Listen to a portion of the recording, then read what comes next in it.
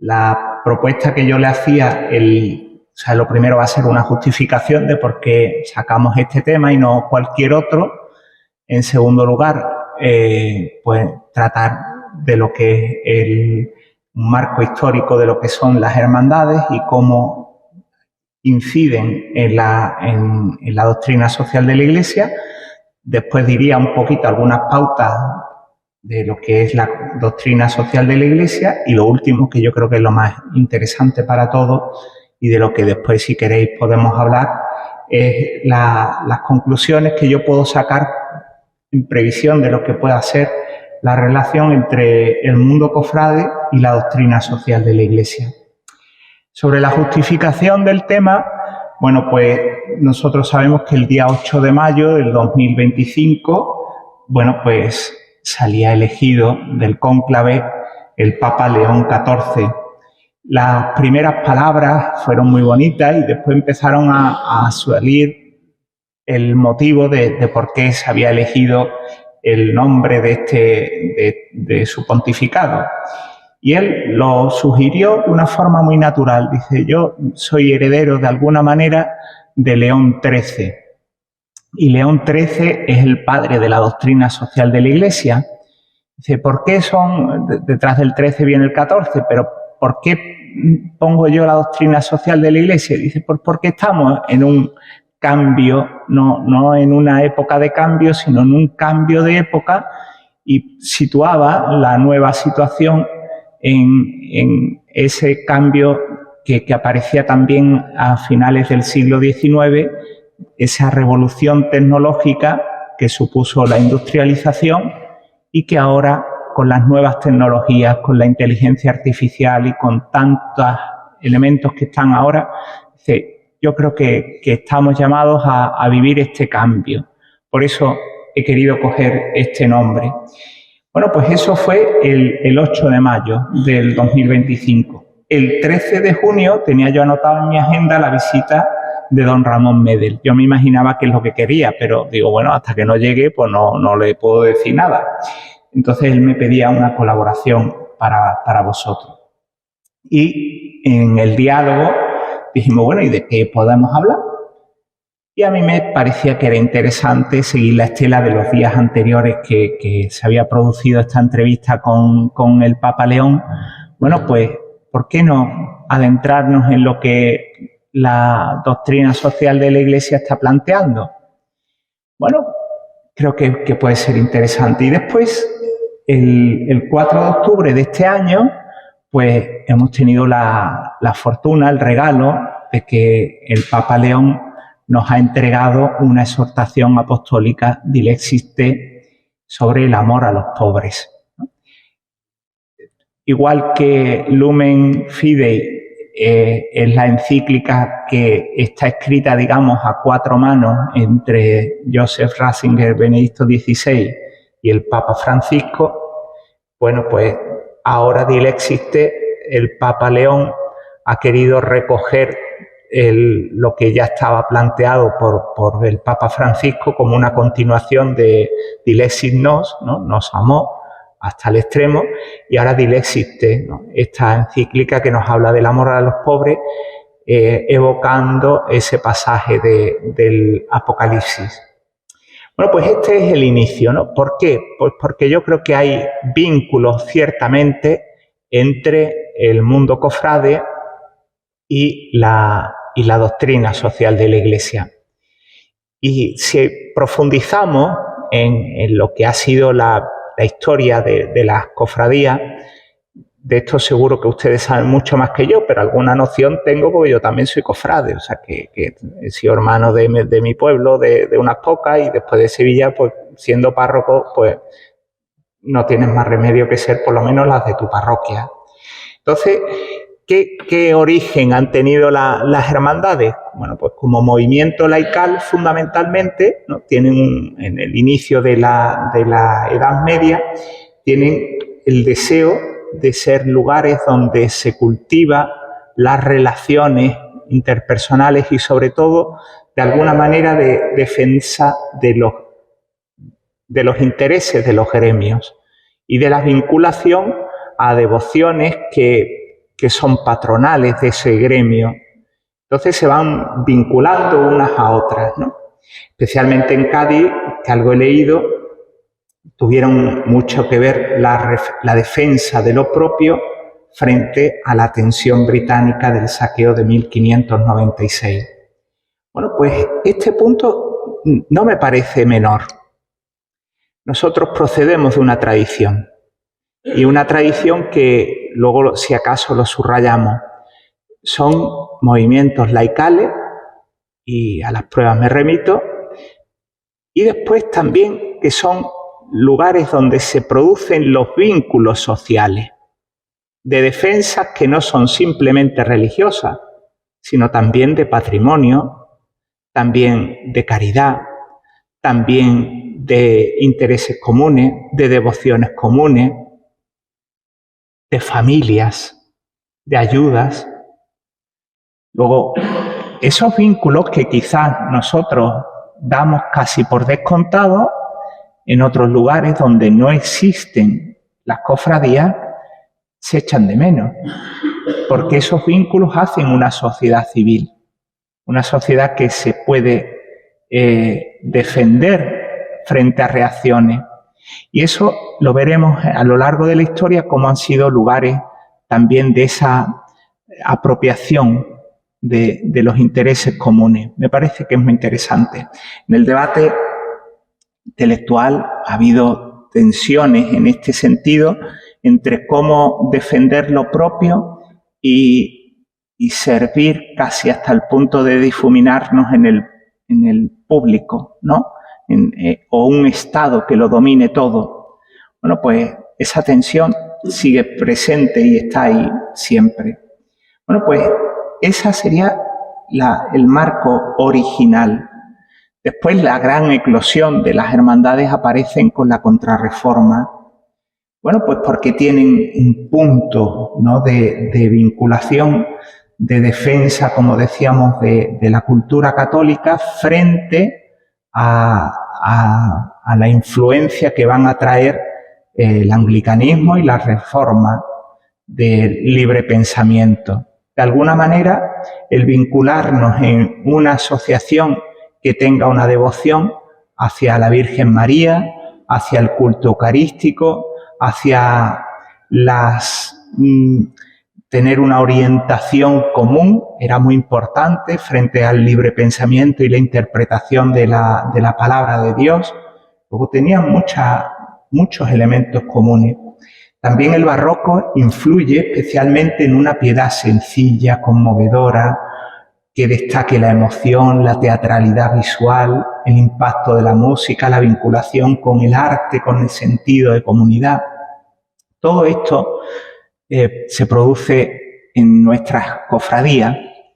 Y les decía que era importante el sentido de lo propio, fundamentalmente a raíz de la Ilustración y de la etapa borbónica, donde el poder político, con la Ilustración, el racionalismo, el intento de manipular una experiencia que era propia del pueblo y que no tenía los cauces organizados para desarrollarse.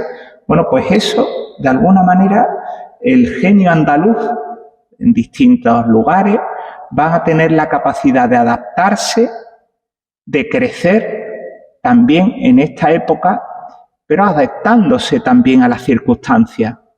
Es nuestra inteligencia de nuestra zona, ¿no?, la que nos permite ir desarrollando una maleabilidad, una capacidad de adaptarnos al medio que es muy interesante.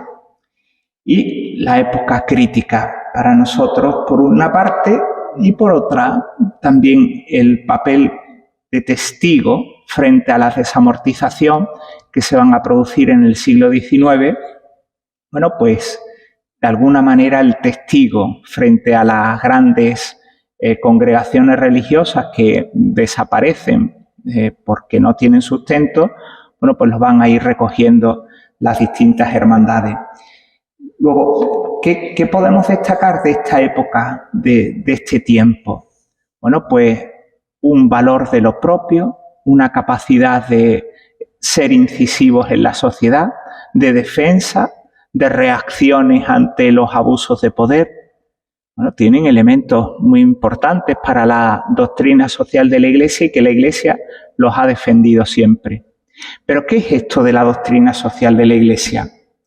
El compendio de la doctrina social de la Iglesia, que es un libro que trata de recoger los elementos fundamentales del pensamiento que tiene la Iglesia sobre el mundo social, bueno, pues da una definición. Diría que es el conocimiento, es un conocimiento, porque no tiene una implicación efectiva, práctica, inmediata, sino que es una elaboración doctrinal. Está iluminada por la fe, pero también por el modo con el que nos tenemos que acercar al mundo de nuestra sociedad, utilizando una pluralidad de conocimientos, como puedan ser la política, la economía, los asuntos sociales, el mundo del trabajo, los estudios de las relaciones internacionales, las relaciones con la técnica y con la ciencia. Bueno, pues todo eso, ¿no? Todo ese conocimiento está al servicio de toda la sociedad. Y la Iglesia también lo mira esa realidad y dice, ¿qué tipo de vinculación podemos tener nosotros? ¿Qué tipo de vinculación puede tener la Iglesia? Bueno, pues eso es la doctrina social de la Iglesia. ¿Quién hace la doctrina social de la Iglesia? Donde hay una argumentación filosófica, teológica, acerca de qué tiene que ver la financiación en todo nuestro ámbito. Pues anda que nos han sacado cosas importantes, porque de ahí fue la raíz de esa crisis. ¿Es una oportunidad la crisis? Pues ciertamente, para aprender a conocer. Bueno, el origen de la doctrina social de la Iglesia, lo sabemos, es León XIII, quien ante esa primera revolución tecnológica que se hace con la industrialización, bueno, que no es inicua, sino que deja graves consecuencias. La gente emigra del campo a la ciudad. Al emigrar no emigran familias enteras, sino que primero emigran los varones, después vienen las mujeres. Los varones se quedan mucho tiempo en las tabernas, que precisamente también están a disposición de los propios empresarios. En fin, se va generando el empleo infantil. Toda esa situación que conocemos de esa época le sirve al Papa León XIII para escribir la primera gran encíclica, la Rerum Novarum, en el 1891, ya casi en el final del siglo XIX. Llevaban ya pues más de 70 años de revolución industrial, pero la Iglesia es lenta en este aspecto porque va analizando con detalle todas las cosas, entre otras cosas porque también se había sufrido el problema de la unificación italiana.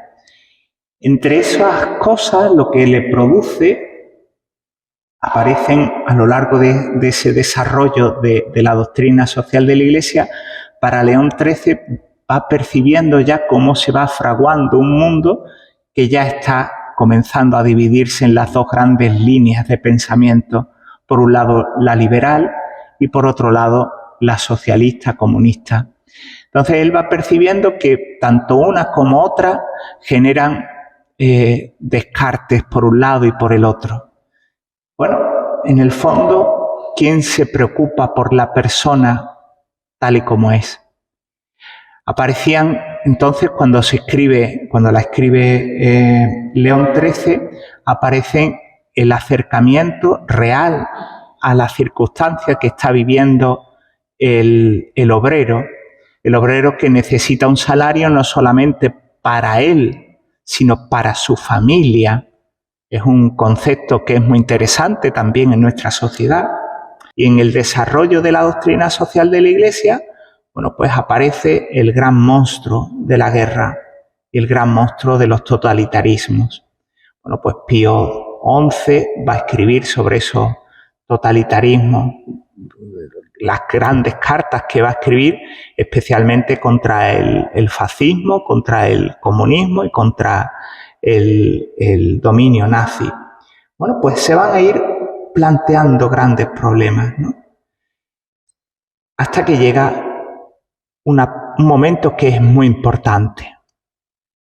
En los pontificados de Pío XI y Pío XII se va a ir fraguando ya los orígenes de lo que luego será el Concilio Vaticano II con distintos movimientos. El movimiento litúrgico, que va a ir desarrollando lo que luego será nuestra liturgia, el movimiento bíblico de cómo comprender la palabra de Dios y que será definitivo para la Constitución de Iberbum, el movimiento también de alguna manera eucarístico que también se dará.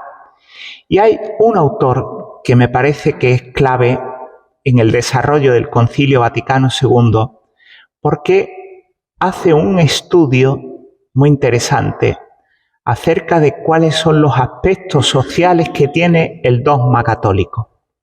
Y escribe una obrita, es Henri de Libac, que escribe una obra intensa, fuerte, que se llama Catolicismo, los aspectos sociales del dogma. Normalmente el dogma se había generado y fraguado para quedar sólidamente la doctrina cristiana, que tiene como su principio a Dios. Pero nuestro Dios no es simplemente un Dios único, sino que es un Dios trino. Y esta Trinidad tiene consecuencias en el desarrollo de cómo nos movemos. Y es que nosotros nos movemos dentro de nuestra familia, igual que Dios es familia, y nosotros nos desarrollamos en una sociedad. Luego, frente a un movimiento de piedad centrado en una relación interpersonal entre Dios y el hombre exclusivamente, Henri de Libac va a ir desarrollando una idea que va a fraguar luego en el Concilio Vaticano II, que es la dimensión social. Estamos dentro de una comunidad. Lo hemos escuchado en el Evangelio, como San Pablo habla precisamente de que somos un cuerpo, distintos órganos que están vinculados los unos a los otros. Será muy importante. Luego, esta vinculación es importante, entre otras cosas, porque las cofradías lo que ofrecen, entre otros elementos fundamentales, será esa vinculación familiar, esta vinculación entre unos y otros, preocupaciones entre unos y otros. Muy bien, en el Concilio Vaticano II se darán sobre todo dos grandes documentos para la doctrina social de la Iglesia. Una será Gaudium et Spes, que plantea los problemas del hombre con el mundo moderno, y otro fundamental, que es la declaración sobre la libertad religiosa, Dignitatis Humanae. Esta declaración no se entiende en el momento de publicarse. No se entiende porque ¿cómo va a ser que la Iglesia propugne y proclame la libertad de todo hombre para que pueda recibir la fe sin coacción? ¿Cómo puede haber una libertad religiosa? ¿Me puedo acaso yo cambiar a otra religión sin vivir en un pecado? ¿Cómo sería eso? Bueno, ahí es el gran documento que genera tensión en el Concilio Vaticano II. Y sin embargo tiene una importancia fundamental, porque lo que hace el Concilio Vaticano II es mirar toda la Iglesia. Pasar de ser una Iglesia centrada en Europa a una Iglesia católica. Toda la universalidad tendrán una importancia muy grande también desde Estados Unidos. ¿Por qué? Pues porque vivimos en un mundo que ya es plural. Ya no somos, ya empieza a percibirse en la mentalidad del concilio de que nuestra presencia en medio del mundo está acompañada de otras confesiones, de otras religiones. No estamos solos. Entonces, si estamos así, ¿cómo podremos fomentar la conversión o o el camino espiritual de fe de otros hombres libremente hacia nosotros, si nosotros prohibimos totalmente nuestro camino hacia otro. No puede haber coacción, será muy importante. Y será muy importante también porque dice que ningún Estado, y esto hoy es crucial, ningún Estado puede imponer tampoco ninguna forma de dominación religiosa a nadie. Esto será hoy crucial para nosotros, ¿eh? De esta manera nos quedamos en este concilio y después del Concilio Vaticano II, ¿qué es lo que ha sucedido? Pues podríamos dar como 10 pasos, ¿no? 10 pasos rápidamente en el desarrollo. Pues el primero sería, claro, el Gran Concilio Vaticano II, quien lo culmina, quien lo gestiona, quien lo promueve será Juan XXIII, pero quien lo realiza en su plenitud es San Pablo VI. Entonces, San Pablo VI luego, después del concilio, una vez que ha terminado, hace una valoración de la sociedad y en esa valoración percibe que hay unas nuevas pobrezas.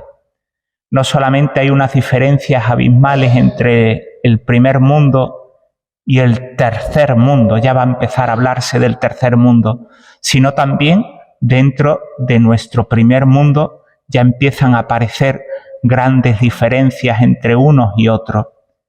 Esos quizás en nuestro mundo que está occidentalizado no se ve con tanta claridad, pero estoy convencido de que cualquier visita que hagamos a los países de industrialización fuerte como en Estados Unidos o incluso en algunos lugares como en América del Sur, se ven las grandísimas diferencias en las mismas ciudades entre el primer mundo y el cuarto mundo.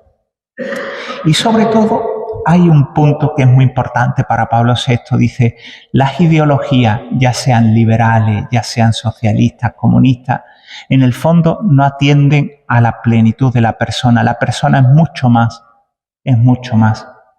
En segundo lugar, al pasar Pablo VI llega el pontificado de Juan Pablo II, que ha venido del este, que ha venido de una dominación socialista, comunista, y pone entre sus primeros objetivos, en su primera encíclica social, la dignidad del trabajo.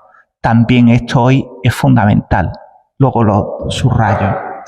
Y después vemos cómo hay otros temas que serán muy importantes, como la participación social y la globalización. La globalización nos hace ser súbditos de un mismo mundo, pero tiene el inconveniente de que nos genera en un anonimato, somos todos iguales.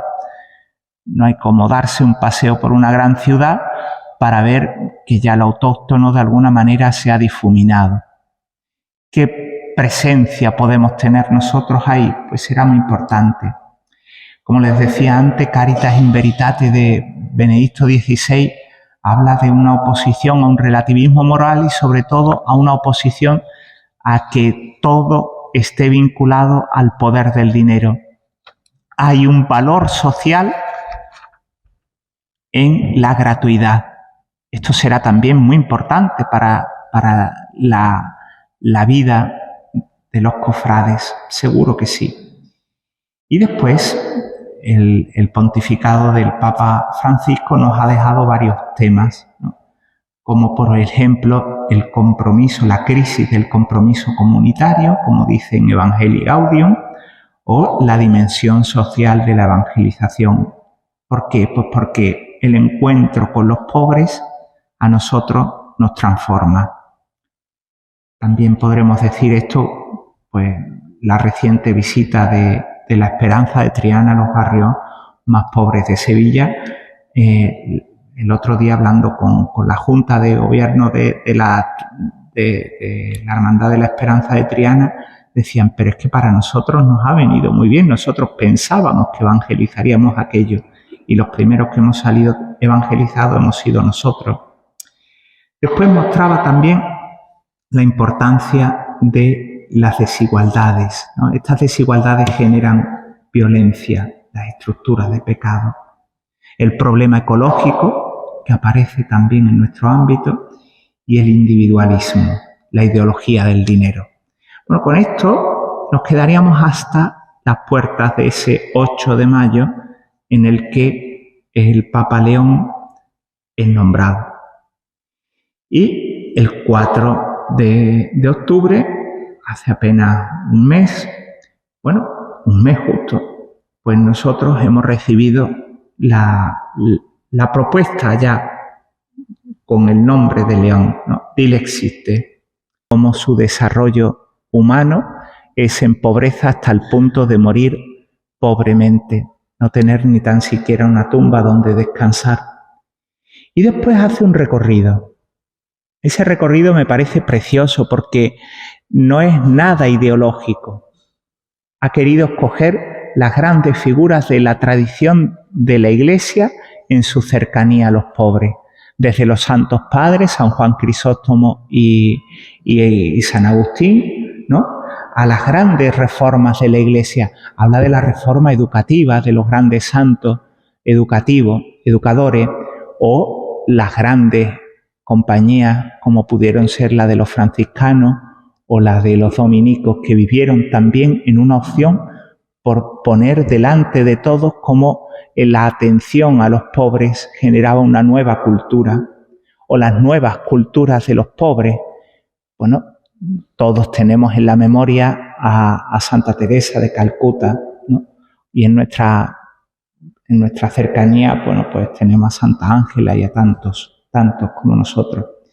En el documento, en el número 82 y siguientes, habla también de la doctrina social de la Iglesia.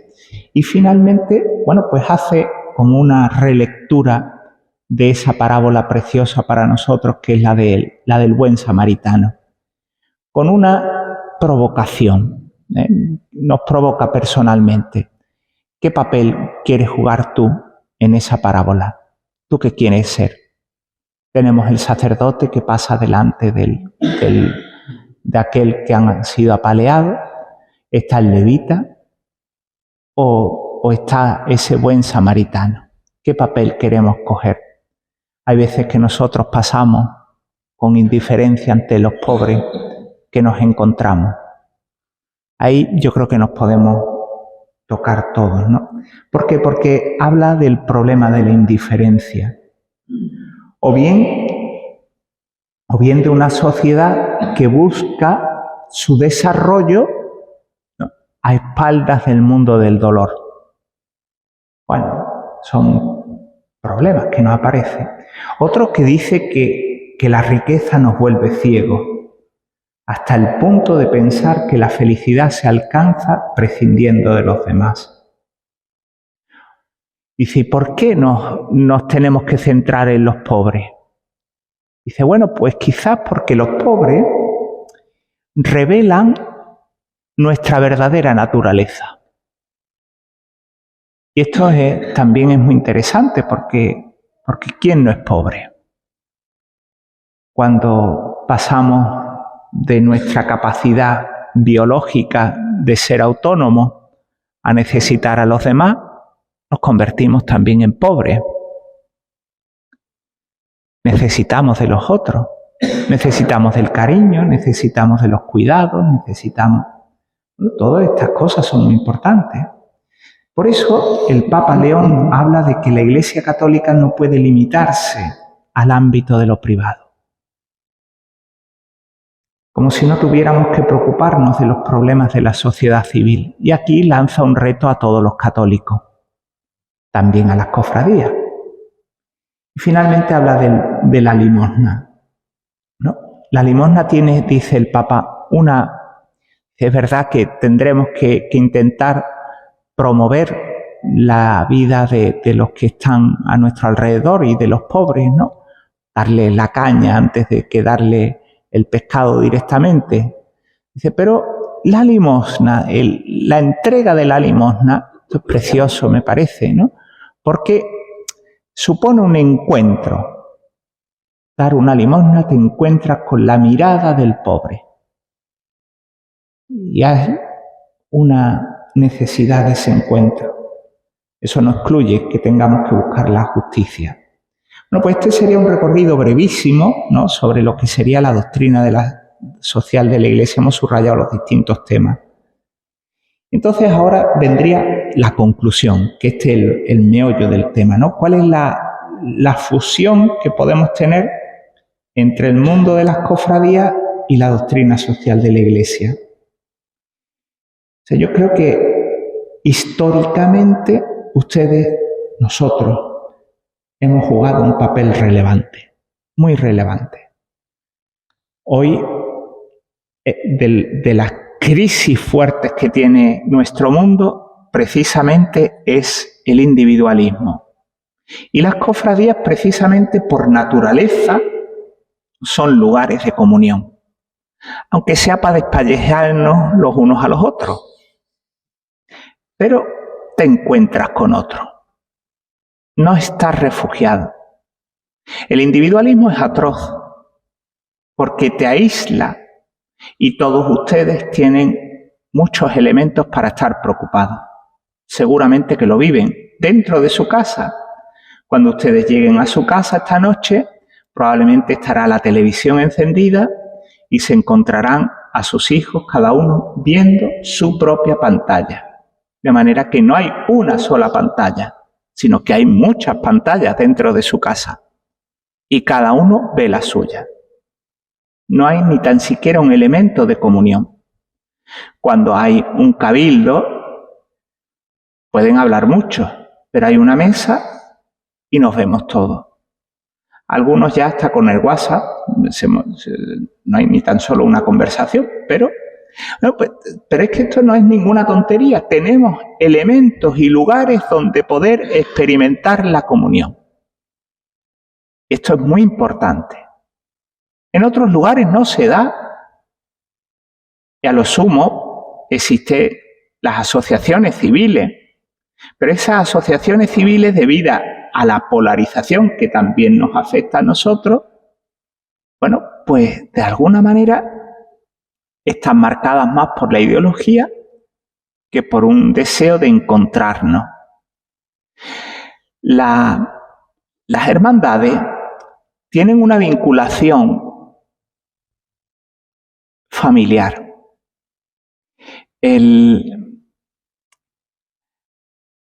Está el bien común de la hermandad, del prestigio de la hermandad con todos los títulos que queramos, ¿no? Y de toda la tradición, pero en el presente esa hermandad, en el fondo, salvo excepciones, son conjuntos de familia. Yo, por mi experiencia, he tenido varias posibilidades de ver distintas cofradías en Sevilla. Entonces, son familias. Y en esa familia, pues hay un lugar donde encontrarse, reencontrarse, pelearse, dividirse, reconciliarse. Creo que esto es un valor muy importante. Como decíamos en el origen, ¿no?, las hermandades han supuesto un vínculo, ¿no?, que frente a otras fuerzas culturales que trataban de imponerse en la ciudad, pues resistieron, o al menos se amoldaron. Bueno, pues las hermandades pueden tener ahora ese protagonismo también, de vincularse, de buscar el bien, de saber que tenemos algo en común. Y yo creo que esas cosas se dan entre nosotros. Tenemos la oportunidad de poder dirigir nuestra mirada hacia nuestros sagrados titulares y decir, aquí están las raíces de nuestra familia. Nos hemos vinculado a esto. Tenemos raíces, no somos dependientes exclusivamente de las modas. Por otra parte, otro elemento que me parece muy positivo es el hecho de que las hermandades, son lugares de vivencia transgeneracional. Importantísimo. Frente a quienes piensan que con la juventud llega todo, ¿no? Y que nosotros tenemos la fuerza de poder imponernos, está la sabiduría de los mayores. Y esa sabiduría de los mayores se percibe de una manera entrañable en las hermandades. Podemos custodiar esto. Es más, debemos custodiarlo. Un hermano mayor es un hermano que tiene adquirida una sabiduría, que tiene por vivencia, no simplemente por ocupar un puesto, sino por responsabilidad histórica, un lugar dentro de una hermandad, que no tiene que hacerlo todo, pero creo que tiene esa responsabilidad de ofrecer el legado a los más jóvenes. ¿Por qué? Bueno, pues porque la hermandad tiene en la Junta de Gobierno, ¿no?, a referentes de fe. Por eso me parece tan importante que esos referentes de fe, los miembros de la Junta, sean de verdad referentes en la fe. Que sean referentes en la fe. No puede entrar cualquiera, porque si no, desvirtuamos todo. Nos jugamos mucho. Podemos meter a las hermandades dentro de la dinámica de una renovación que al final no tenga nada que legar más que un patrimonio vacío. Creo que es importante. Por eso las diputadas, las diputaciones de juventud deben buscar con fuerza sus vínculos históricos, la convivencia con los mayores, muy importante, con el tiempo, aprender a tomar contacto también con algo que aparece también en la mayoría de las juntas, que son las diputaciones de caridad. Yo no sé si ustedes saben, yo les hablo de los problemas que yo tengo en mi diócesis y que conozco, ¿no? Pues hay problemas sobre todo de educación, ¿no? Y de cómo ha habido los bullying, esto, y son situaciones tremendas. Pero es que el pecado original está también en los niños. ¿Eso está? Los abusos, ojalá que no se dieran, ojalá que pudiéramos trabajar para que, pero nunca ha habido tanta educación en la paz como ahora y tanto abuso como ahora, que es lo que está sucediendo, ¿no? Entonces, ¿qué temas preocupan a nuestros jóvenes? Porque el bullying les preocupa. Y el bullying me parece que no es simplemente el tema de una violencia externa, sino que habla de algo que es muy interno, y es cómo preparamos a nuestros hijos en el dolor. La mayoría de todos sus titulares o son dolorosas, podemos aprender algo de María al pie de la cruz, o son crucificados, o son atados a la columna donde están siendo fustigados el Señor. ¿Tenemos una respuesta al mundo del dolor o no la tenemos? ¿Tenemos instrumentos, las hermandades, para poder ayudar a comprender ese misterio de dolor que nos atraviesa a todos? ¿La Iglesia tiene una respuesta al mundo del dolor o no la tiene?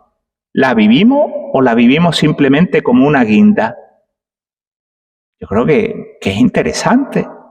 Y ese mundo del dolor aparece, personalmente y socialmente, como aparece con el problema de los pobres. Ya les he dicho cómo esta misión que tenía planteada la Esperanza de Triana a estos lugares, como fue el Gran Poder también a la zona de los 3 barrios de Sevilla, pues ellos pensaban que iban a ser evangelistas, evangelizadores, y han sido evangelizados. Con gran vergüenza en algunos aspectos, por todo, porque es una vergüenza vivir en una ciudad que tiene los barrios más pobres de Europa. Que las hermandades han sido lugares de refugio para pobres, Para los pobres que se llamaban antiguamente los vergonzantes, ¿no? Estos que están dentro de la propia dinámica de la hermandad y que en un momento determinado pues no tienen recursos, ¿no? Y la hermandad está ayudando. Se ve. La crisis en nuestras tierras es brutal, pero se palia porque hay unas ayudas sociales y porque nos conocemos. Si dependiéramos exclusivamente de las ayudas estatales, pues sería muy, muy complicado. Pero hay nuevas pobrezas. Pobrezas que están a nuestro lado y que muchas veces no queremos ni verlas. Y que en algunas experiencias pues aparecen ya las hermandades. Por ejemplo, la trata de blancas. Yo les cuento lo que yo he vivido, ¿no? A mí me tocó ser el director espiritual de la Hermandad de los Negritos cuando fue coronada por don Juan José Asenjo. La obra social nos planteábamos algunas cosas hasta que pensamos que quizá lo más importante, como negritos no teníamos ni nada, y digo, bueno, pero ¿dónde están los negritos en Sevilla? Y dice, pues están siendo prostituidas. Y entonces nos acercamos a las instituciones que cuidaban a las mujeres prostituidas, a las que lo van los españolitos a desahogarse. Entonces, hay varias instituciones, entre ellas las adoratrices, y entonces, bueno, pues la ayudaron. Es una ayuda continua. Y hay una relación hermosísima. Una vinculación. Pues se ha abierto ahí una espita, una nueva forma de ejercer la caridad. Ellos forman también su propia caridad, pero tienen esa vinculación. Es muy fuerte hacer el Vía Crucis con el Cristo de los Negritos sobre los hombros de las mujeres que están intentando escapar de la prostitución, negras. Es una imagen muy evocadora. Muy fuerte. O bien, hermandades que están abriéndose, ¿no?, hacia nuevas pobrezas, como el cuidado de los niños, ¿no? El Buen Fin en Sevilla, por ejemplo, o la dignidad de búsqueda de horizontes comunitarios. Y hay uno que entiendo que en nuestra zona es muy complicado, también en Sevilla y en mi pueblo, por ejemplo, ¿no?, que es valorar la dignidad del trabajo. Porque uno de los grandes retos que tenemos ahora es que hay lugares y formas de enriquecimiento rapidísimo que no tienen dignidad ninguna. El mundo de la droga está ahí a la puerta, ¿no?, ofreciendo una puerta de salida en lugares donde es muy difícil encontrar trabajo y que sin embargo destruyen porque lo que toca la droga destruye la humanidad. En fin, son pautas de reconocimiento, a mi modo de ver, de todo lo que hace el mundo de las cofradías y de horizontes que yo creo que podemos ir trabajando entre todos. Yo creo que el Espíritu Santo nos pone en una tesitura a todas las hermandades, a toda la Iglesia, para estar alerta de qué es lo que está sucediendo en nuestro mundo, de abrirnos, de conocerlo, de buscar cuáles son las causas, no actuar sin ton ni son, sino buscando esa multidisciplinariedad de ver los factores que intervienen. Después don José Ángel tiene toda la razón, las hermandades no son lugares simplemente de una devoción popular iletrada, ni muchísimo menos. La mayoría de todos ustedes son profesionales altamente cualificados, que tienen relaciones muy importantes. Y de esas relaciones podemos ir tirando y fraguando entre nosotros un mundo que quizás pueda ser más justo con la ayuda de todos. Bueno, pues muchas gracias.